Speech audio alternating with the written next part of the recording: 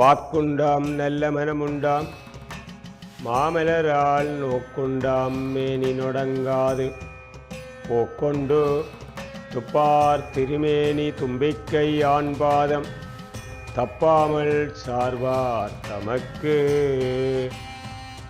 எழில் பொங்கும் ஈழத்தின் அருள்மிகு சக்தியாக தொழில் கொள்ளும் மானுடர்கள் தொழுதோட்டும் தேவியாக முகில்வண்ணன் முறைகாணும் முத்துமாரி தங்கையென பொழில் நிறைந்த காரை திருமணற்காட்டில் எழிற்கோவில் கொண்ட எனது தாய் அவளை, எனக்குரிய தமிழ் அவளை வணங்கி வழிபட்டு ஆசி பெற்று தமிழ் கேட்டு டான் தமிழொலி தொலைக்காட்சியினுடைய பிரியமானவர்களே, ஓம் தொலைக்காட்சியினுடைய பிரியமானவர்களே, உங்கள் எல்லோருக்கும் வணக்கம்.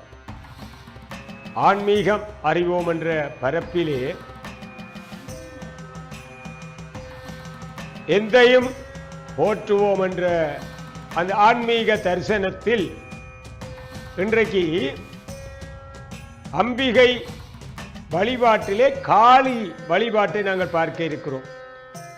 ஏற்கனவே நேயர்களே, இந்த அம்பிகை தரிசனத்திலே நாங்கள் மட்டுவில் பன்றி தலைச்சி அம்பாளை பார்த்தோம். பங்குனி திங்கள் வழிபாடுகள், பொங்கல் வழிபாடுகள், பன்றி தலைச்சி அம்பிகையினுடைய அந்த வழிபாடுகளை எல்லாம் பார்த்தோம். அது மட்டுமல்ல, முல்லைத்தீவு பற்றாப்பளை கண்ணகை அம்பாளுடைய பெருமைகளை பார்த்தோம். அம்பிகை தரிசனத்திலே அவளுடைய வடிவங்கள் பல. இன்றைக்கு காளி, இந்த காளி என்பவள் யார், காளி வழிபாடு எத்தகையது என்பதை நாங்கள் அறிந்து கொள்ளலாம். ஏனென்றால் இன்றைக்கு நாங்கள் காளி வழிபாட்டை பார்க்கிறோம். அந்த வகையிலே அன்பர்களே, இந்த காளி வழிபாடு சக்தி வழிபாடு இந்து மதத்தினுடைய முக்கியமான பகுதி என்பதற்கு ஆதாரமாக இன்றைக்கு மகாபாரதத்தை பார்க்கலாம், ராமாயணத்தை பார்க்கலாம்.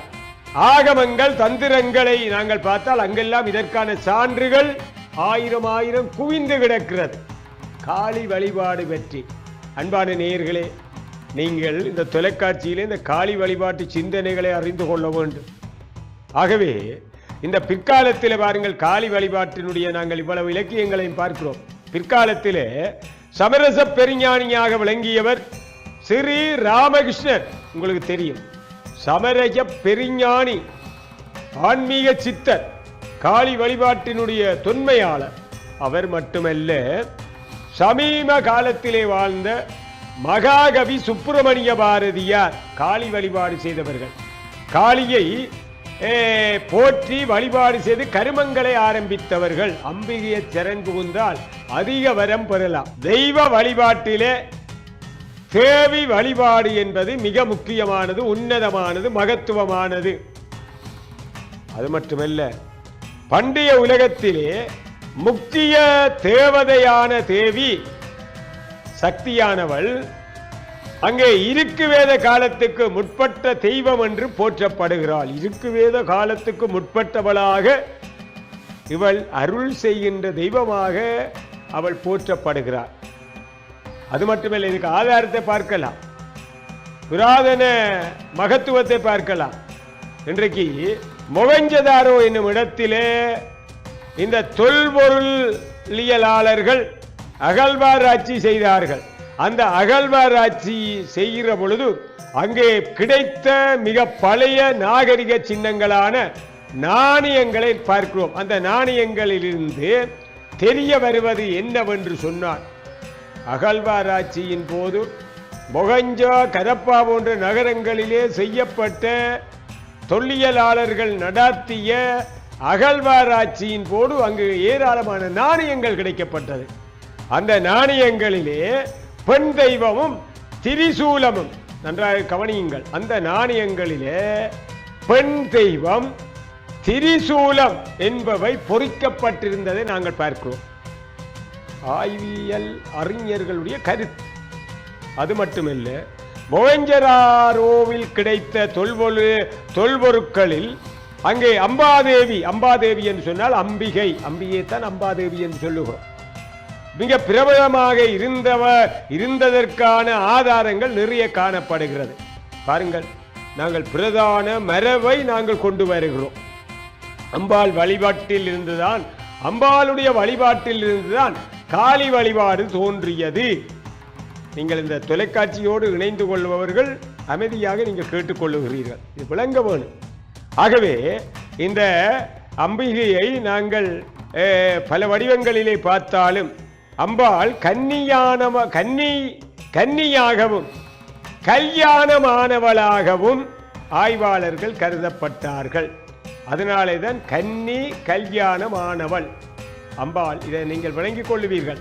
அம்பாள் கன்னியாக இருக்கிறாள், கல்யாணமானவளாக இருக்கிறாள். இந்த ஊகம் தொன்மை காலத்தில் இருந்து, பண்டை காலத்தில் இருந்து நிலை பெறுவதாக அந்த வழியிலே 17ஆம் நூற்றாண்டில் இறுதி காலத்தில் வாழ்ந்த தாயுமான சுவாமிகள் எப்படி அகிலாண்ட கோடியின்ற அன்னையே பின்னையும் கன்னியன மரபேசும் ஆனந்த ரூபமயிலே என்று பாடியிருக்கிறார். பாருங்கள், தாயுமானவ சுவாமிகள் அகிலாண்ட கோடியின்ற அன்னையே பின்னையும் கன்னி ஆகி பேசும் ஆனந்த ரூபமயிலே, எவ்வளவு ஆதாரம்.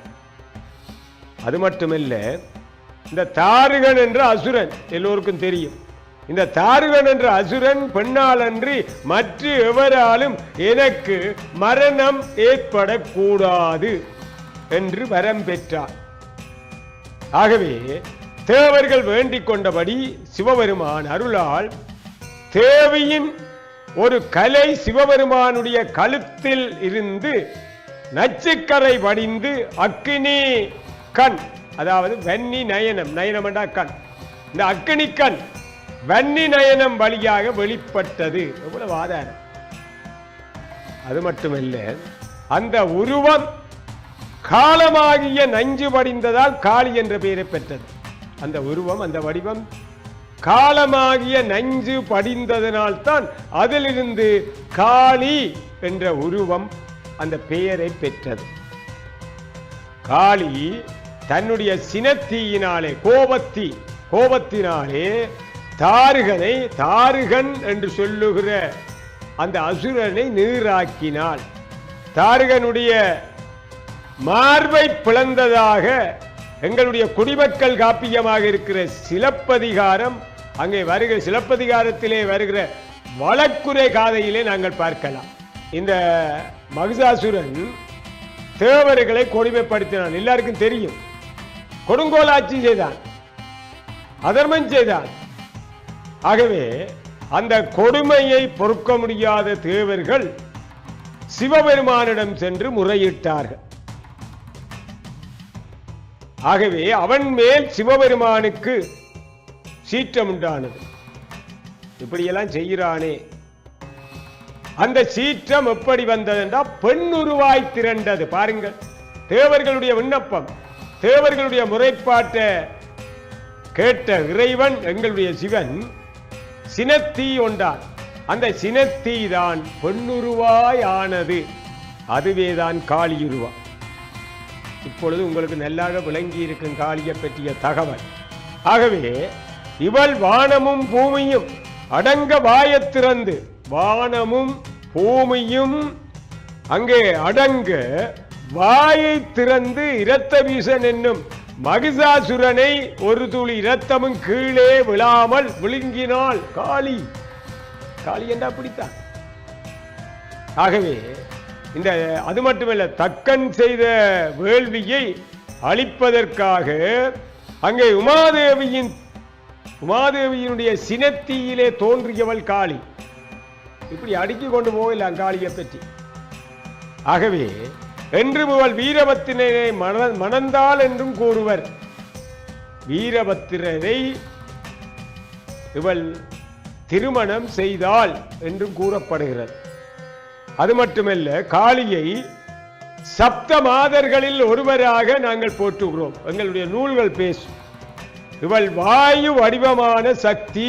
12ஆம் நூற்றாண்டிலே தோன்றிய திவாகரம், அந்த திவாகரத்திலே சூழி, எண்தேவி, மாதிரி, வீரி, தாருகநாசினி, கௌரி, முக்கண்ணி, பைரவி, குமாரி, சாமுண்டி, சண்டிகை, யோகினி, வேதாகனி, யாமலை, மாகாளி ஆகிய பெயர்கள் அந்த திவாகரத்திலே காணப்படுகிறது. காளிக்கு இருக்கிற திருநாமங்கள் பாருங்கள். திவாகரம் அழகாக இந்த காளியினுடைய நாமங்களை வரிசைப்படுத்தி எமக்கு தந்திருக்கிறது. சங்ககால நூல்களிலே கொற்றவை வழிபாடு இருந்ததாக நாங்கள் அறிகிறோம். சங்க காலத்திலே கொற்றவை வழிபாடு அங்கே காட்சி அளித்திருக்கிறது. கொற்றவையை நாங்கள் வெற்றி தெய்வமாக போற்றி இருக்கிறோம். குறிஞ்சி, முல்லை, மருதம், நெய்தல், பாலை என ஐவக நிலங்களை பிரித்து பேசிய தமிழ் முன்னவர்கள் நீரும் நிழலுமற்ற பாலை நிலத்துக்கு காளியை தெய்வமாக்கினார்கள். நீரும் நிலமுமற்ற பாலை நிலத்தினுடைய தெய்வமாக இருந்தவள் காளி. காளியை பற்றி தான் நாங்கள் சிந்தித்துக் கொண்டிருக்கிறோம்.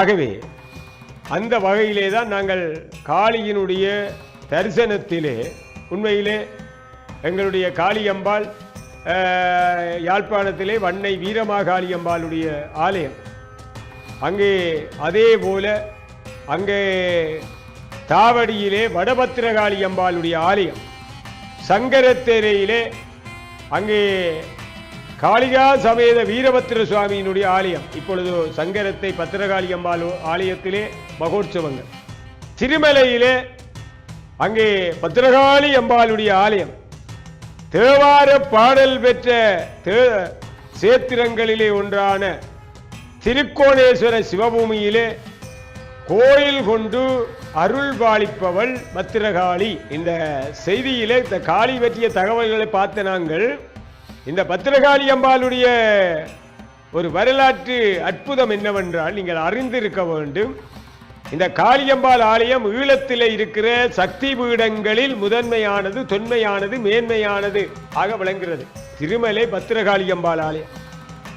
ஒரு ஆலயத்தின் தொன்மையை அறிய முயலும் ஆய்வாளர்களுக்கு உதவும் வகையிலே எங்களுக்கு என்ன கிடைத்திருக்கிறது? கல்வெட்டுகள் கிடைத்திருக்கிறது, சாசனங்கள் கிடைக்கிறது.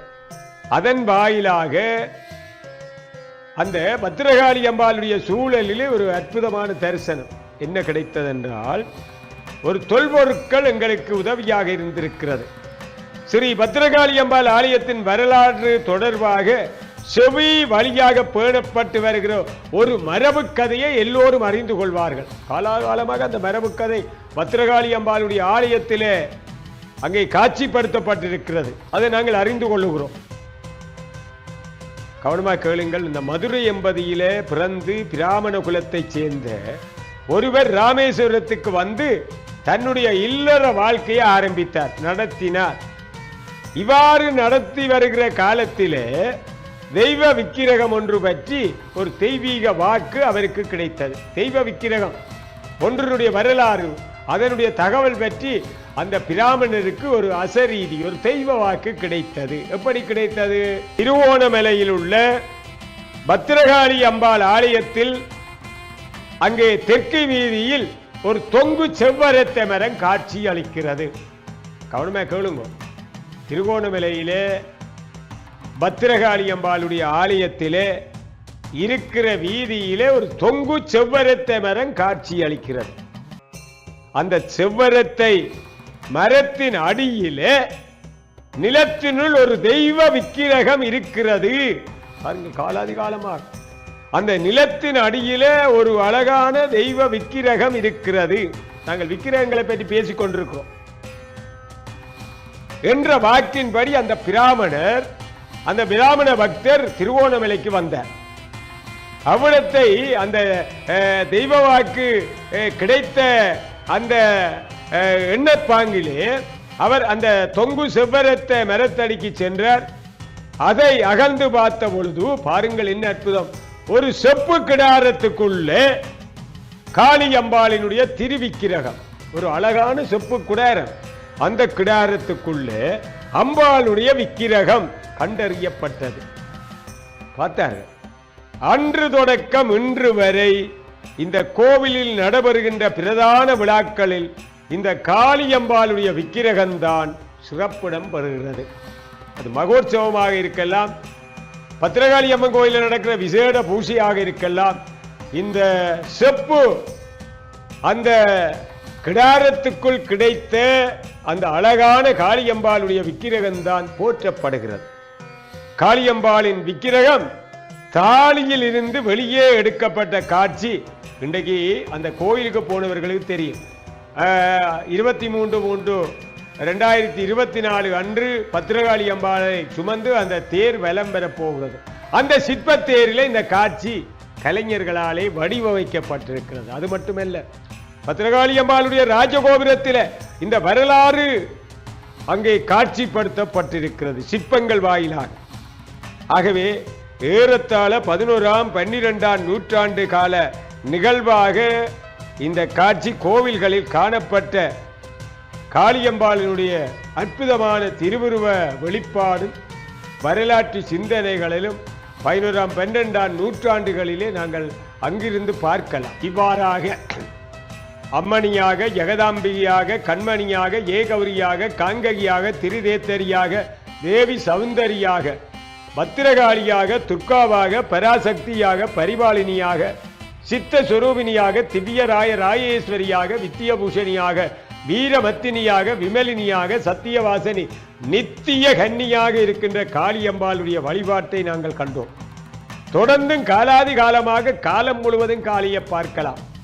ஆகவே அந்த வகையிலே எல்லாம் வெல்ல காளியம்பாளுடைய திரு அனுக்கிரகம் உங்களுக்கும் கிடைக்க வேண்டும், எல்லோருக்கும் கிடைக்க வேண்டும். இந்த உலகம் அவள் அருளாலே வாழ வேண்டும் என்று சொல்லி இவ்வளவு நேரமும் காளியம்பாள் பற்றிய சிந்தனைகளை இந்த உங்களோடு வழங்கி விடைபெற்றுக் கொள்பவர் காரை மதுரகவி. வணக்கம் நேயர்களே.